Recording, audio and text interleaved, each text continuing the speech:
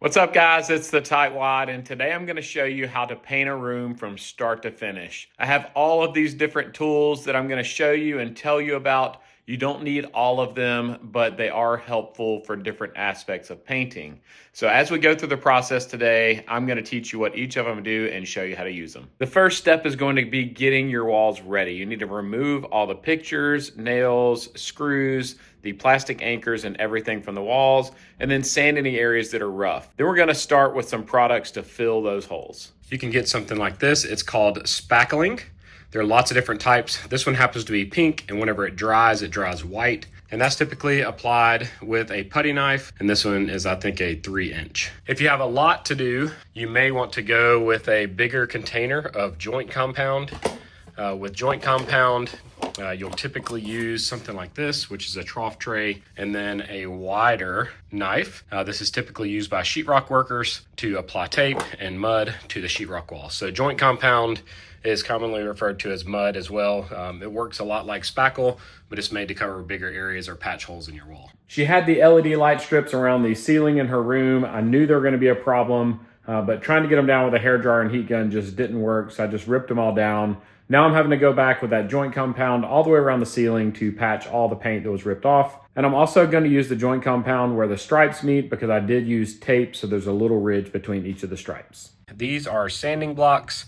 I'm going to be using this one today because it has an angle on it, so I won't hit the ceiling when I'm sanding close to the ceiling. Another one that I really like, I use this one for woodworking, but it's a soft sponge on the top and then a flat area on the bottom. But these are typically what you're gonna find in the paint aisle. If you did a lot of spackling or you used a lot of joint compound, I do recommend you wear a respirator whenever you're sanding it because you don't wanna be breathing all that stuff in. I really like these 3M ones with the cartridges because you can just swap them out. But if you're just doing one small project, just a little small face mask would work. Sanding gets extremely messy, so I recommend you use drop cloths or tarps to go over all of your furniture that may still be in the room. I'm first gonna go around and sand all the spots that I patched. Then I'm gonna come back with a damp cloth to wipe down the walls to get all of that dust off before I start painting. And now all that's left to do before painting is removing all of your outlet covers. Once you're done with all the prep work, it's time to get your paint ready. I like the Super Paint from Sherwin-Williams. It's a paint and primer all in one, typically covers in just one coat, but you might need to depending on how drastic of a color change you have.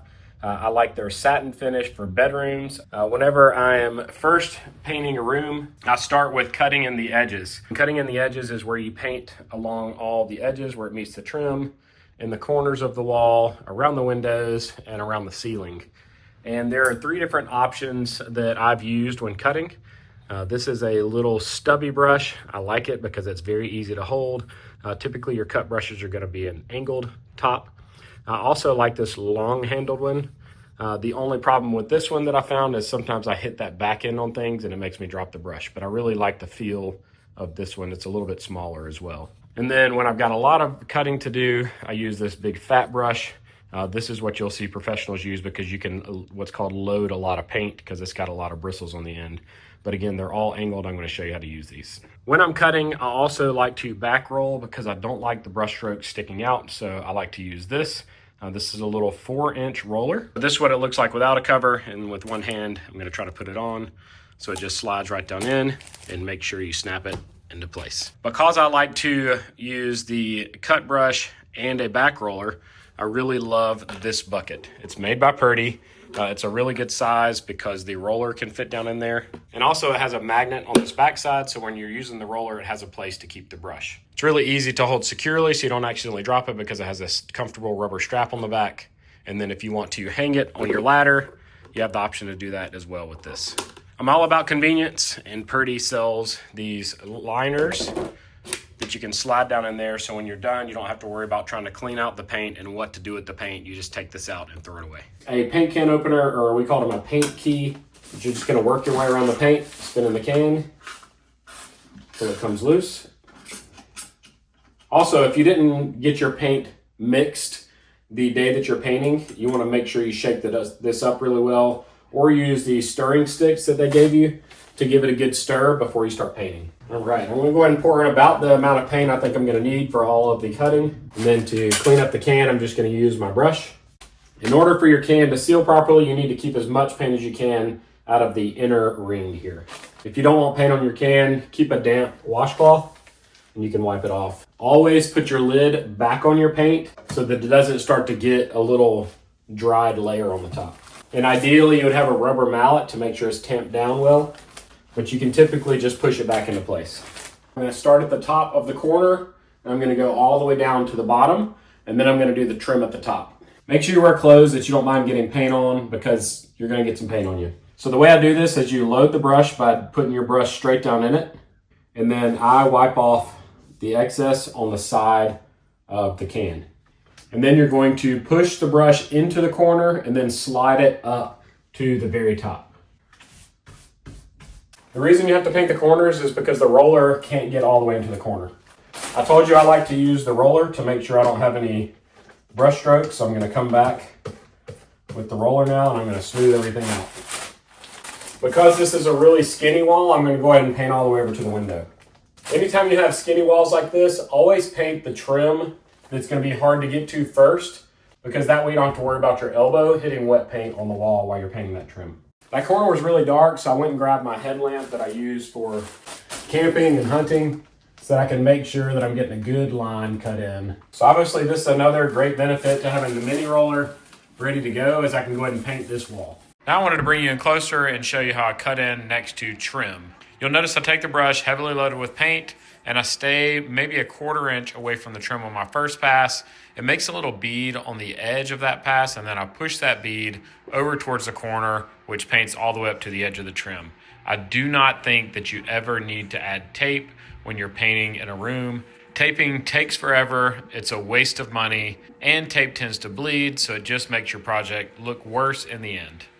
Take the time to learn how to be patient and cut in with your paintbrush, not using tape. So every time you use a paintbrush, you're going to leave brush lines on the sheetrock, and taking this mini roller allows you to cut in right up next to the edge of the trim, and then it blends well with the rest of the wall that you're going to be rolling out with your large roller. You don't want to use a paintbrush to paint the whole wall in a bedroom. There are some different options.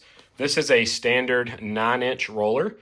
There are different qualities of these. I highly recommend this one from Wooster. Some of the cheaper ones are going to flex a lot more, meaning that top end's going to come down or up depending on how much pressure you put on it. And then this roller just rolls really smooth. They all have a threaded end on the other end, which is where this guy will come into play. But you buy this, and then you buy covers for them. They're going to be hollow on the inside, and they just slide right onto this roller. This is a standard 9-inch paint tray here. This is what I typically use now. This is made by Purdy. There are different brands of them, and it goes all the way from 12 inches to I think 16 or 18 inches, but I typically use a 14-inch roller. So this hooks on each side of your roller cover. So when you buy your cover, you want to make sure that it has these plastic tips. You can take them off and use them again. You'll see that this replacement one that I have does not have them, so I'll need to make sure that I keep these plastic covers and don't throw them away. And then I have a nice big tray for this. This tray is too big for these 14-inch rollers, but they don't really sell a size between the 9 and the 16 or 18-inch trays. This one does have the covers. I went ahead and bought about 5 extras. Always buy several extra tray liners just in case they stop making the tray that you purchased. Last thing that's going to make your rolling so much easier and so much cleaner in the end is a paint extension. This is a really long one. So this one extends out to 10 feet. I had used it for my downstairs where I had really tall ceilings. A 3 to 5 or 3 to 6 foot extension is a lot easier to use, which is what I would recommend. These just have the threaded ends on them, but I promise you, you don't want to be using one of those handles to paint your whole wall, and you'll see why once I get started. Now that we're done with all the tedious work, it's time to get the paint on the wall. I poured the rest of the gallon of paint into the big tray. I have the big wide roller on and the nice long extension pole, and I'm going to start rolling out the wall. You're going to go floor to ceiling with every pass, making small W shapes. You'll notice as I move down the wall, I skip a little gap and then I work my way back into the section I've already painted to make sure the paint blends well and there are no gaps. Take your time, work your way around the room one wall at a time. Make sure you're using a drop cloth because you are going to have some paint fling. And then if it doesn't cover well in one coat, go ahead and slap a second coat on the wall. I did use 2 coats and 2 gallons of paint in this room just because I want it to be more durable and look better in the long run. So we got the room all painted. We got her new bed and bedding in here.